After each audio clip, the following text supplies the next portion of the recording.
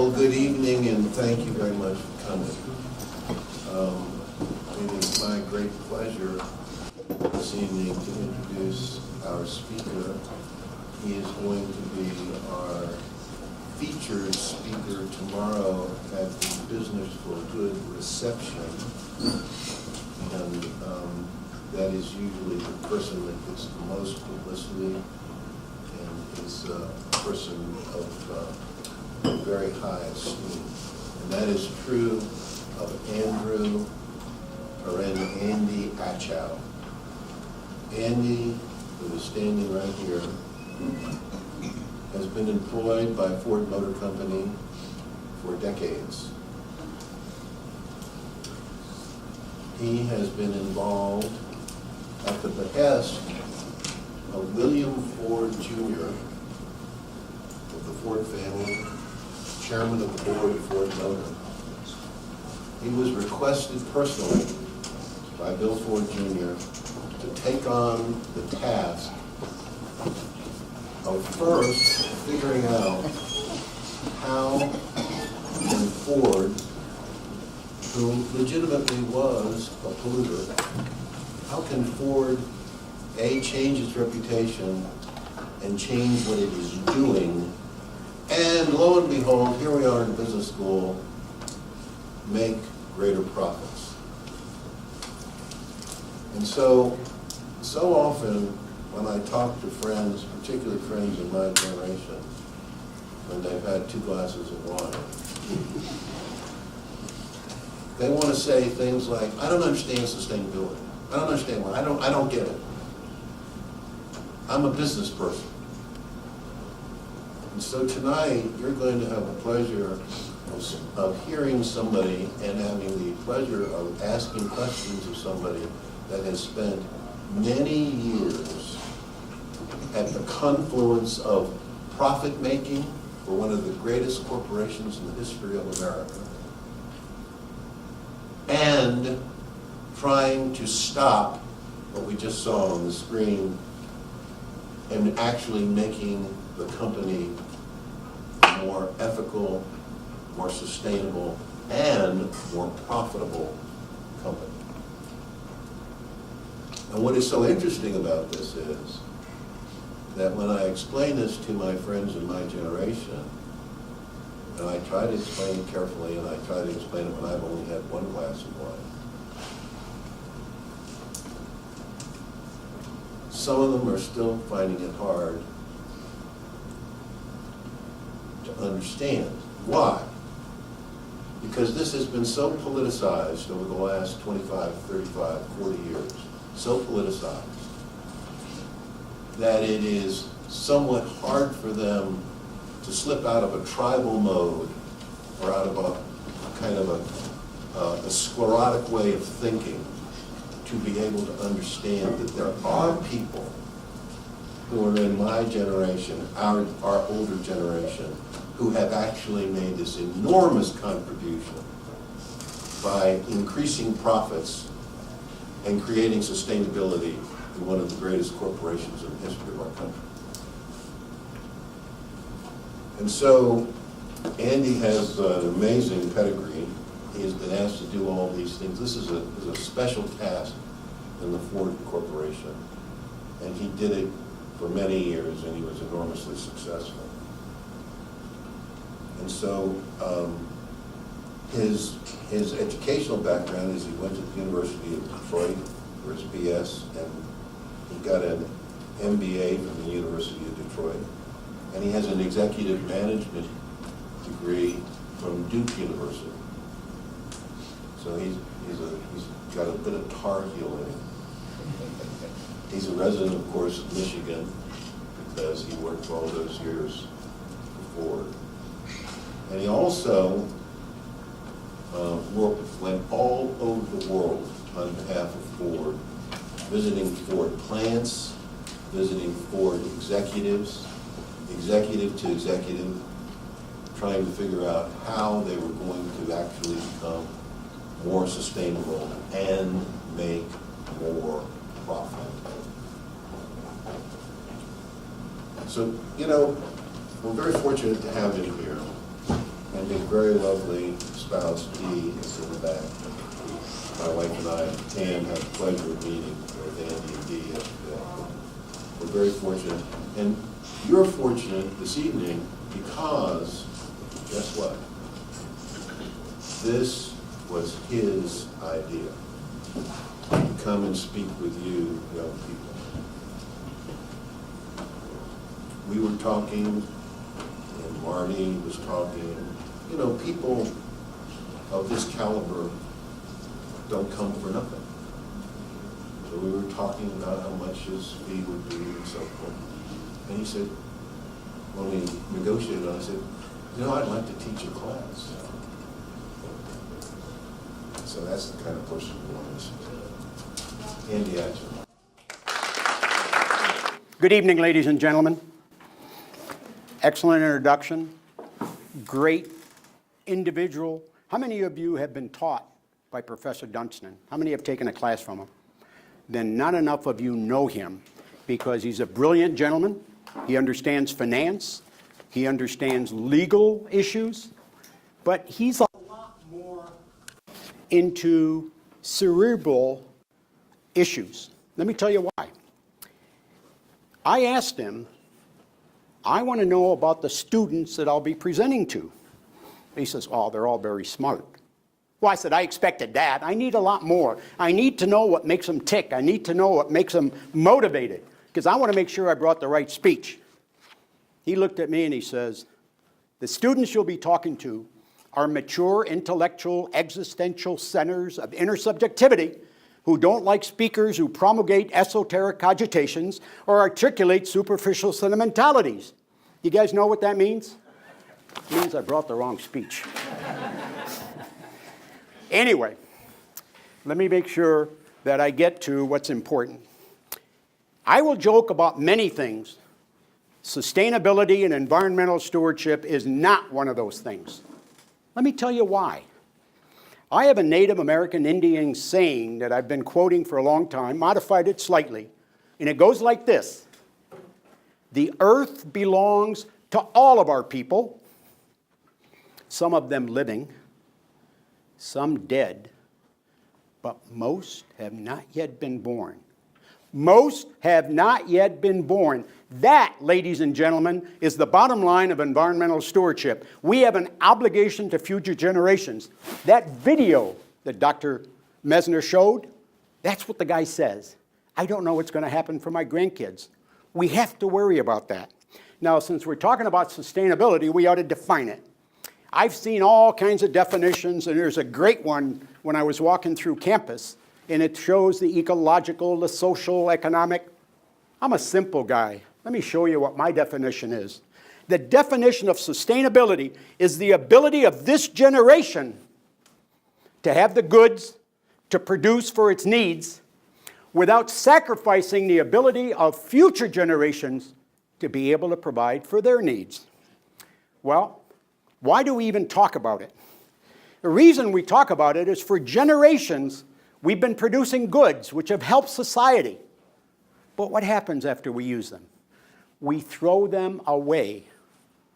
Ladies and gentlemen, where is away? Tell me. There is no away. Landfills was the first one, all right. But let me tell you, on August 5th of this year, CBS Sunday Morning had a great program, and they had a professor from University of California, Santa Barbara, where I go to a lot because the Speakers Bureau I'm with is in Santa Barbara. And oh, by the way, my grandkids are there. And what he said is, we have so much plastic that not just the landfills, but millions of tons are going into our oceans, are going into our lakes.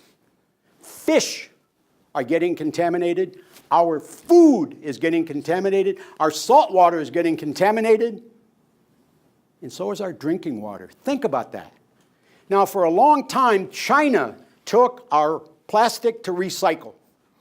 Guess what? They've stopped. They don't want to be the garbage dump anymore. So we now have more plastic that is not being used. Well, we had a guy that founded Ford Motor Company in 1903. After 2 failures, I want to tell you that as business people, You're not going to succeed at everything on a first try. But Henry Ford was a real environmentalist and conservationist way ahead of his time. He hated waste of any kind.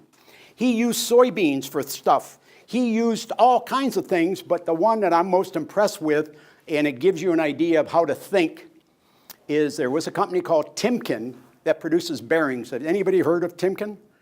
Timken bearings. He used to tell Timken, I want you to put the bearings that I'm ordering in special type of wood boxes. They laughed at him, but you know, he bought it, so they did it. What they found out later is after he took the bearings out, he used the wood as floorboards for the Model T and on the side of the Woody station wagon. And guess what happened to leftover wood? I mean, there's a lot more uses. Leftover wood was ground and made into charcoal, and it used to be called Ford charcoal before they changed the name to Kingsford charcoal. Anybody heard of Kingsford? Well, the reason for the Kingsford name is Kingsford was a relative of Henry Ford's wife. So, for the longest time, Ford was environmentally responsible, but they lost their track. Along 3 generations later comes his great-grandson, William Clay Ford Jr., and he became the director of business strategy.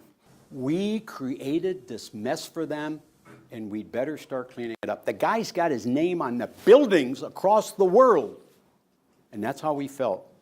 I'll tell you what, it's fun working for a guy like that. You'll do anything.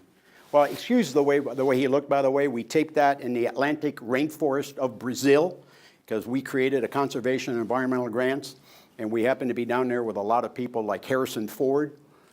Cute story. When my wife found out I was going to be with Harrison Ford for 3 days, she says, get some pictures. I said, dear, I'm not sure I'm going to get close enough to have pictures with him. She said, did I say you have to be in the pictures?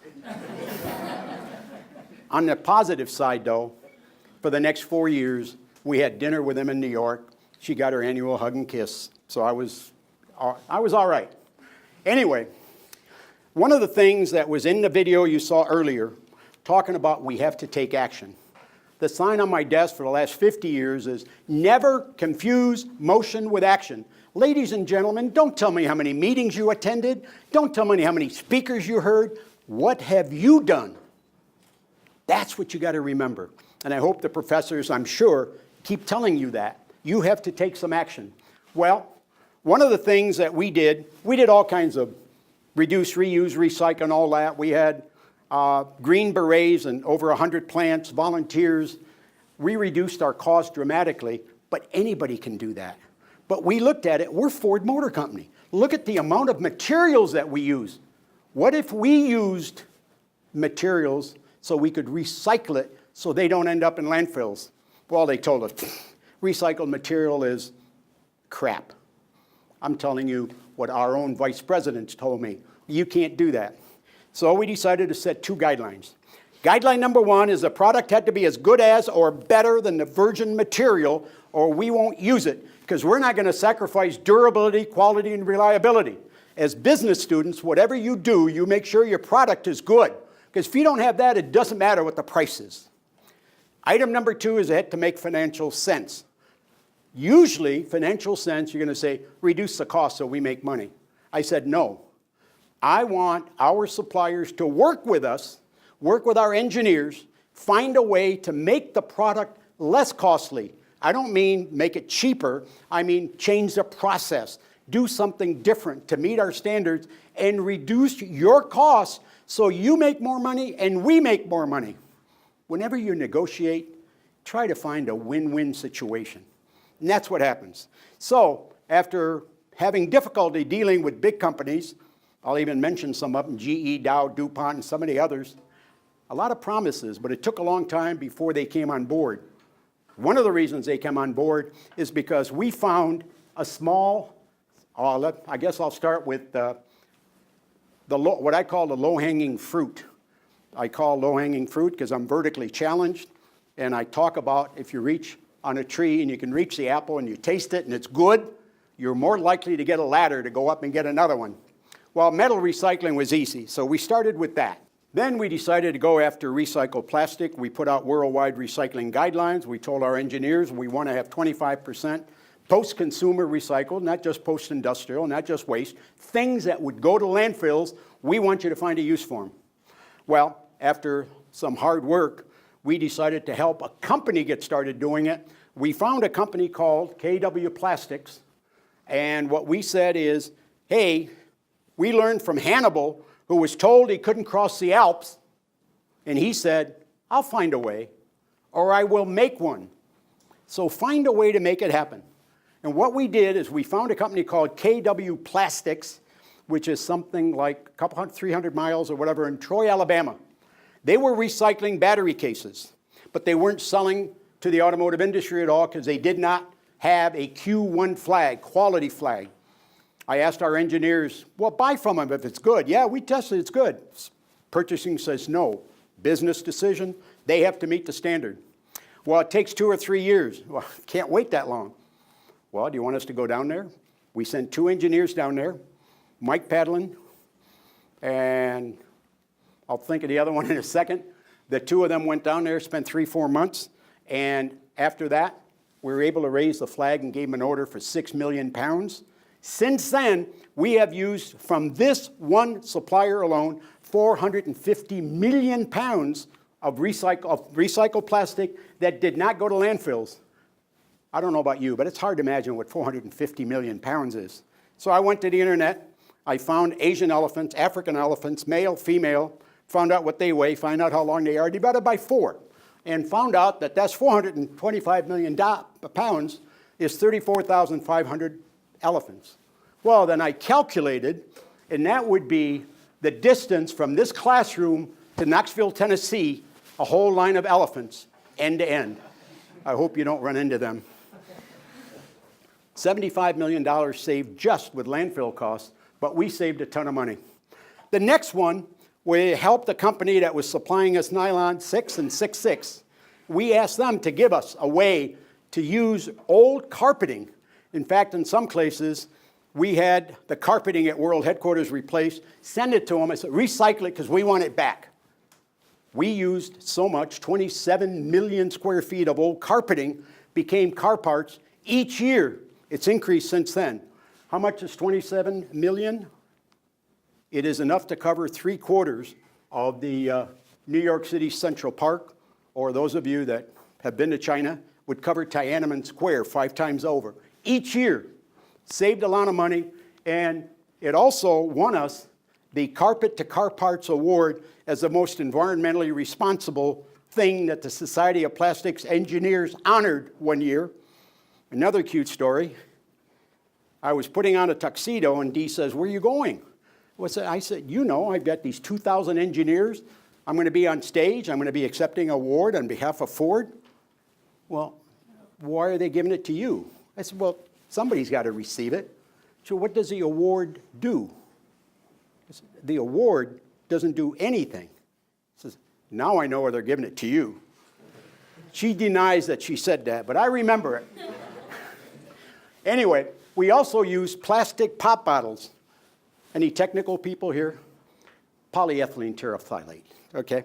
So we use 50 million 2-liter soda pop bottles a year. We use blue jeans for sound deadening. We use computer housings, telephone cases, other stuff. We also used bottle caps and cotton bale wrap. When Bill Ford became the head of climate control, had nothing to do with the weather, air conditioning, heating, he was at a plant that produced 24 million plastic parts. Every one of them had at least 25% post-consumer recycled materials. The equivalent of 1 billion bottle caps a year were used, and we saved a lot of money. So he was after that. Now, that's plastic. I just want to talk a little bit about tires. You realize there are 300 million tires a year that are, quote, retired every year? What happens to them? Well, the majority of them either in landfills or tire-derived fuel. They get burned for fuel. What happens if they're in landfills? If they have water, you get mosquitoes. If they don't have water and you have a fire, it lasts forever and it's horrible. Now, the tire-derived fuel might be okay, but we ended up with an opportunity to recycle 8 to 10 million tires. So what we did is we hired a company and we said, we want to find environmentally responsible uses. So I contacted the Environmental Protection Agency, Federal Highway Administration to help us, and they wanted us to be able to turn those lemons into lemonade. And what we did is we had this company take these tires, cut them into chunks, freeze them with liquid nitrogen, shatter them 1,000,000 times until they're pulverized into different pieces. A magnet pulls out all the metal, air blows off all the fiber, and what's left is rubber. The rubber is in different sizes. The bigger chunks became mulch for homes. 3 million pounds were bought by our own employees. The mulch I have at my house is 11 years old. It's still there, still brown. Now, the next level becomes playground. You could fall, if you do it right, fall from 12 feet and still not get hurt. Obama even had it in the White House when his girls were younger, obviously. The rest is football fields, soccer fields, running tracks, therapeutic riding arenas.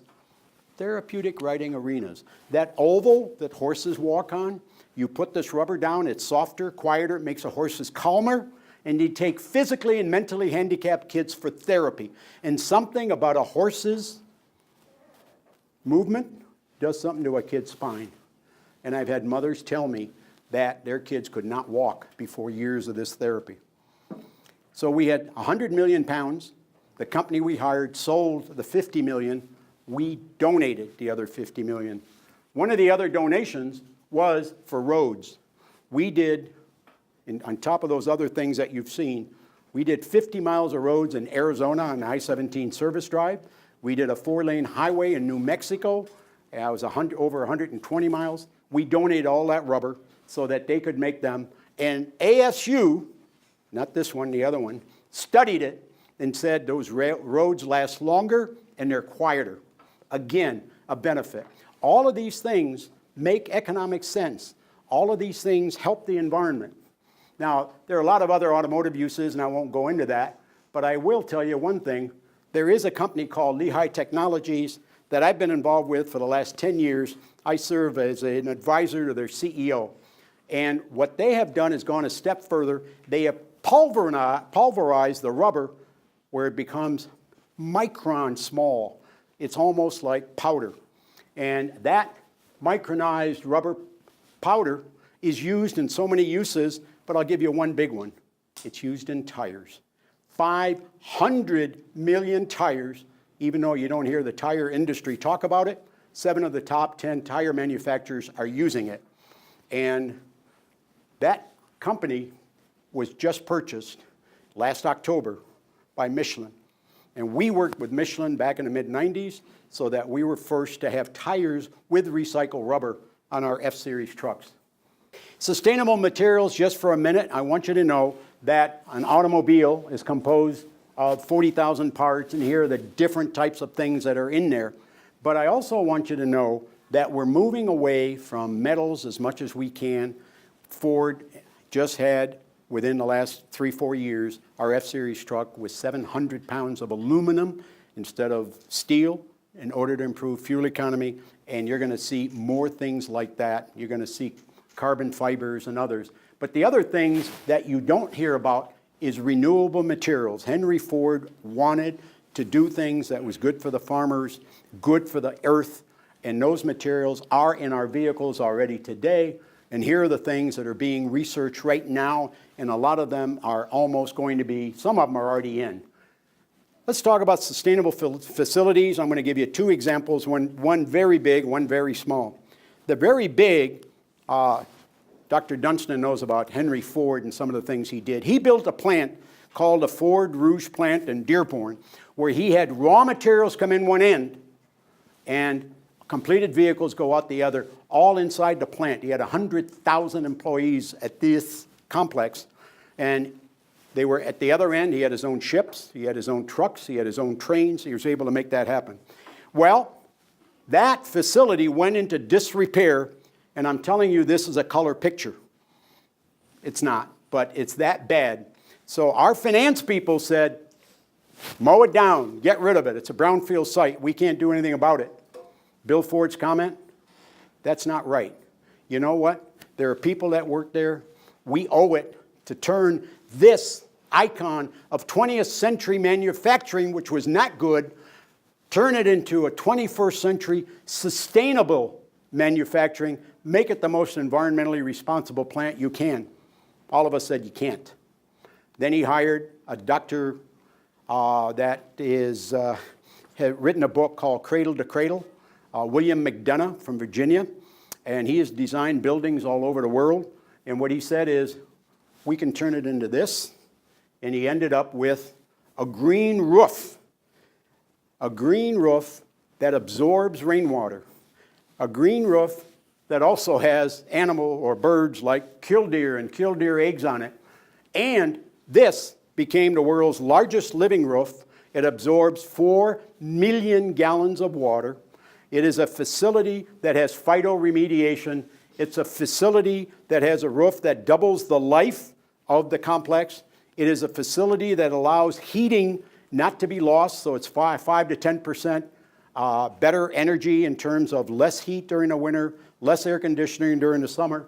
And the business case, because of this sedum, the sedum that's put in there doesn't have to be watered, cut, fertilized, or anything. You don't touch it.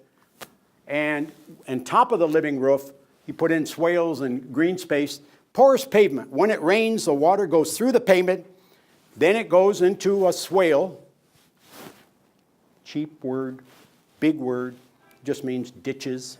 It goes into the ditches. As it travels between trees and bushes, it gets filtered and it gets to the river slowly and cleaner. And by doing that, we did not have to put a storm water management system, so this cost us nothing compared to our business plan. So what a way to do that. So there are the reasons we save millions of dollars, we save on electricity costs. And here is a small example. I was taken up to the 12th floor and Bill said, look down there, what do you see at our world headquarters? I said, a beautiful lawn. He says, yeah, get rid of it. I said, what? He said, that's not right. What's not right, Bill? Well, first of all, we have to cut it. We have to edge it. We have to fertilize it. We got to water it. You got to do it over and over again. Can't you come up with anything? I said, I can't. So you surround yourself again with people that are smarter than you. And what they came up with is sunflowers. And now we have 90 acres of sunflowers in Dearborn, Michigan. As people go by, they love it. He gets a lot of different notes. And they try to make fun of me by making me as a poster child. But, you know, money, energy, water, pollution, all that kind of stuff, that's okay. When you're short, dark, chubby, and have a big nose, you don't care why they laugh at you, as long as it's not about height, it's about stature, okay? Anyway, we found this. We have found fox in these sunflower fields. By the way, thing about sunflowers, you got to worry. Some of the management of any company rises to the top, and some of them get a big head, and then they topple over and go to seed. Don't be that. Make sure if you make it, you treat people well. I'm not pointing to anybody because I did not experience that. Let me talk about something that is not sustainable, and that is today's automotive industry the way it is. The reason is the auto business as it is today doesn't make sense. The reason it doesn't make sense is we got to go back to the disruption that we have. How did we get here first? First, the transportation was provided by horses. When App State came into being, 1899 or thereabouts, there were 20 to 25 million horses in America. Well, they provided some mobility, they provided some freight transfer, but they created a mess. How big a mess? Well, the health department in Rochester, New York, said that their 15,000 horses created so much manure that they could fill an acre of land 175 feet high. Now, that's 15,000 horses. If you do the math, 20 million horses in the U.S., that is less than 1/10 of 1%. So you got to multiply it by 1,000 is the amount of mess they created.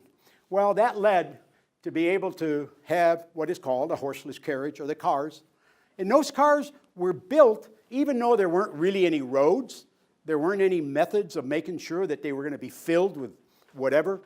And in fact, they even started out with electrics, and they went with hemp, and then they finally ended up with gasoline. And that solution was terrific because it helped people move all over the place. Henry Ford had friends like Harvey Firestone, who started the Firestone Rubber Company, Thomas Alva Edison, and others that they used to go and they camped, and they were able to get to places. Well, all those got better and better and better, and it was a perfect solution for society until now. This was what the promise was in 1925 or 30, that it's opening the highways to all mankind. But what good is opening those highways when you have this? This is ridiculous. I faced this kind of traffic as I travel around the world. This is an insane traffic jam in China. We've got that going on, and it's so bad. I had lunch last Friday to prepare to talk to you guys, and for tomorrow, with Marcy Claiborne, who is an executive vice president of Ford Motor Company and the president of Ford Mobility Solutions. We're talking about responsible for shared riding. She's responsible for electric vehicles. She's responsible for autonomous vehicles. And one of the things she told me has nothing to do with any of this, except she had business meetings with financial houses last week. It took her longer to get from the airport in New York to her hotel in New York than it took to fly from Detroit to New York. That doesn't make sense. Does it make sense that we have to put with this kind of nonsense for congestion? With the kind of nonsense where people have to, well, maybe we could have it here. Oh, by the way, the average speed in New York, 78 miles an hour, just so you know that. So business as usual is not sustainable, and the outlook is this. It's clear that mobility models have to change. We cannot continue doing what we're doing. So we're going to have to build smart cars, talking about smart vehicles operating in a smart world. Smart vehicles alone doesn't do it. What we've got is that a major disruption in the transportation industry, we think, like nothing since the invention, really, of the automobile. It's that big, and we have to do that. Because you got to remember, does it make sense for us to put up with all that congestion? Does it make sense to have those kinds of vehicles? There's 1 billion vehicles in the world, by the way, 1/4 of them in the United States, and that's going to double based on what we're doing today without any change to 2 billion vehicles. How's that going to help? On top of that, we have to wear masks in some cities. You've seen it if you've been to China and some of the other places. On top of that, the cities, major cities, have to devote 1/4 of their real estate for parking. Does that make sense? So you're wearing a mask. Also, sounds like it doesn't come from an automotive industry person. Does it really make sense for each and every one of us to own our own vehicles, pay for it for 24 hours a day, and use it on average 1 hour a day, and park it the other 23 hours? Think about that. Anyway, so from that standpoint, we're going to be looking at autonomous vehicles, mobility solutions.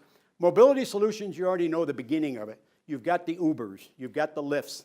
But what you may not know is GM, Chrysler, Ford are in that business already. Marcy, president of mobility, told me we already contract hospitals to provide transportation with older patients that need to get to medical facilities for their appointments. I know that doesn't sound that important, but the hospitals think it's important because a missed appointment can mean you don't have a major operation that they make money on. A missed appointment can mean that person could end up having diseases or having some things that are bad, and Medicare pays for it. So they see it as a service that is really needed. Now, who are the major players? I just want to show you a picture. Don't try to explain it. This is out of date. The Wall Street Journal had it, but it's so far out of date because there's so much going on daily. And I can tell you that one of the good things that's happening, finally, we're going to get into electric vehicles. Now, in case you think this is a bright new idea, that's wrong. First of all, Henry Ford, Thomas Alva Edison worked on that. But major players, not just Ford, major players, GM, with their EV1, spent millions of dollars trying to get electric vehicles at the beginning of the 21st century. In the 2000s, in the year 2000, I was there Ford had a city car called Think City. We gave this out at the auto shows. Just shows you, it was a small car. The car was plastic, ran, it was electricity. What's funny is the car was plastic. The model we gave away is metal. But anyway, the car didn't go far enough. The car was not practical. It was too expensive. We killed it. And I got lots of calls. New York Times, Ford abandons venture in making electric cars. So it's not that it hasn't been tried. Again, as business people, I want you to know there are things you do that will not necessarily work. We're ahead of our time. At one time, I thought the real solution, and I actually invested in it and lost, was fuel cells. If you don't know what a fuel cell vehicle is, it's a car that runs on hydrogen. You add oxygen to it, you create power. What's left behind is water vapor. How can you get anything better than that? I was, sucked in because I got to drive in them and I thought that was it. Never thought about the infrastructure. Where's the hydrogen coming from? Who's going to support it? All the rest of that. But the electric vehicles are really coming back to the point where it is believed that we're going to have electric vehicles that will, hybrid and battery electric, that will exceed the ICE, internal combustion engines. This is one of the reasons. China is really pushing the envelope on electric vehicles. They need it for economic reasons. They need the business. Number two, they also need it because of their climate. The climate change, their pollution, all of that. So that's going to happen. In the U.S., well, first, I guess I got to say, here's this. It's the urbanization, it's air quality, and all the rest of that. In the U.S., all of you know about Elon Musk, right? Everybody knows about that. A genius, builds great cars, but they're pricey. That's not the general public. And he promised that we were going to have a $30,000, $35,000 electric vehicle ahead of everybody else. And it'll have a range over 200 miles. Chevy Bolt beat them to it by more than a year in volume. They have a car that goes for $35,000, well over 200. And that is really the prototype for what's going to be the self-driving cars. Even though they're not the leader, and there are a number of other people beyond that that are going to have electric vehicles, 150 of them. The autonomous vehicles, why do we need them? You realize this morning a report came out by the, I think it was the Federal Highway Administration, that we had a total of 18,720 deaths in the United States between January 1st, June 30th. That, they said, will lead to another 40,000 deaths this year like we had last year and the year before. Those years are significantly more than we've had in 50 years. And you know what? 94% of those accidents and deaths are driver error. Wouldn't it be something if we could do something about that? And I believe we can. So, by the way, in the world, over 1 million people die from car accidents. And think about all the others that are injured way beyond that. Some things that are already here, the precursor for autonomous vehicles, is what's on our vehicles. My vehicle has these things. I have emergency braking, blind spot detection. My side view mirrors, a light comes on if there's somebody that I can't see. We have backup cameras are almost, you can't do without on new vehicles. We have lane keeping assistance. They give you the line, and if you move without a turn signal, it'll tell you you're doing something wrong. I tested it. Big light came on and it said, driver needs to stop for coffee. It's happening. Self-parking systems, it finds you a spot and it backs up into it. Your hands are up out of the way. And finally, Dee only, she drove 600 miles. We came from Detroit area. She had it on speed control, almost all of that. So if speed control is 70, she tells it how many car lengths she needs to keep and behind the other car. It stays that way. If a car cuts in front of her, her car slows down by itself. You don't do anything. Car moves out of the way, her car speeds up. And that also keeps the congestion away. So what you've got, you guys already know about this, and that is it's be able to communicate vehicle to vehicle, vehicle to roads, and that's already happening. We have experiments in it. You probably never heard of Ann Arbor. It's a football team that lost to somebody in September of 2007. Who was it? Oh, App State. Some of you may not follow football, but that was a major thing. Anyway, if you order a pizza, you pay for it by phone. Car comes, nobody driving it. Comes in front of your house. You push the button, it opens, and your pizza's there. It's not like Kim providing free pizza. This you pay for.